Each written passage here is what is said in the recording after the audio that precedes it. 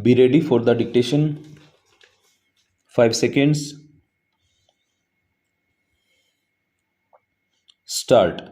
Subsequently, the accused handed over the check dated 8 June 2010 for rupees 80,000 exhibit CW1/1 to the complainant towards discharge of his debt and liabilities stock. On presentation, the subject check was dishonored and was returned unpaid, wide returning memo dated 8 June 2010 exhibit CW1/2 with remarks funds insufficient stop. Being aggrieved by the same, the complainant got issued the legal notice dated 15 June 2010 exhibit CW1/3 calling upon the accused to pay the check amount within 15 days from the date of receipt of the notice stop. However, the accused neither paid the amount nor replied the said notice despite receipt of the said notice stop.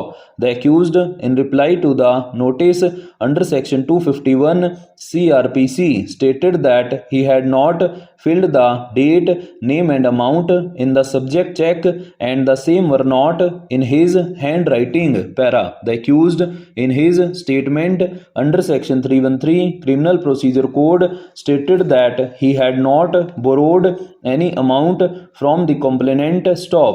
Instead, his wife had borrowed a sum of rupees 10,000 from the complainant, which was returned in September 2008 prior to the marriage of her daughter on 9 November 2008 stop. It is also stated that the subject check was taken by the complainant from his daughter as security against the amount of rupees 10,000 advanced to his wife stop. He had kept the page number 4 of 222 Nathuram versus State and another CA number 212/19 unfilled but signed check at his house to make payment of the installment of his car Maruti Omni stock. The particulars of the said check had either been filled up or got filled up by the complainant stock. He denied having received any legal notice stop. Simultaneously, he stated that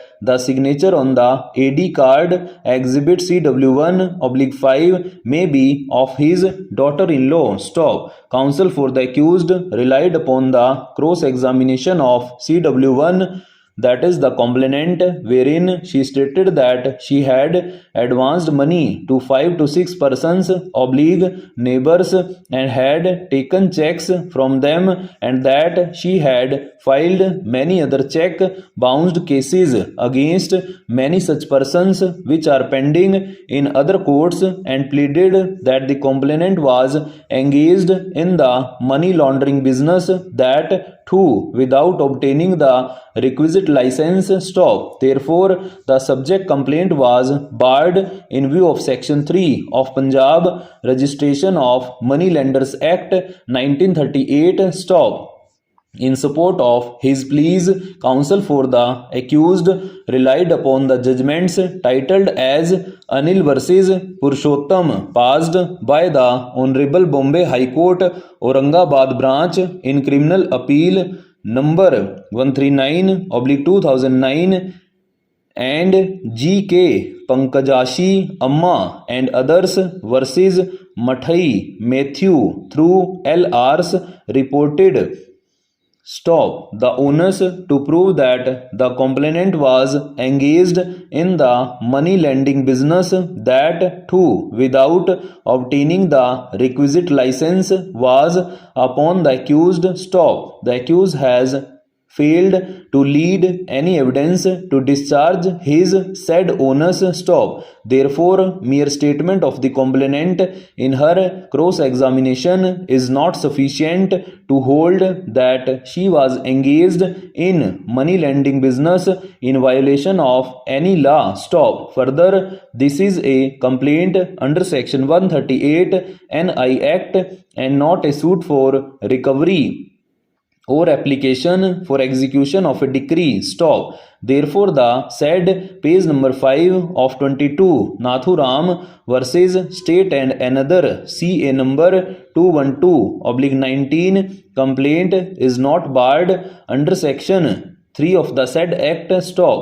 Hence, the judgments relied upon by counsel for the accused is of no benefit to the accused. Stop.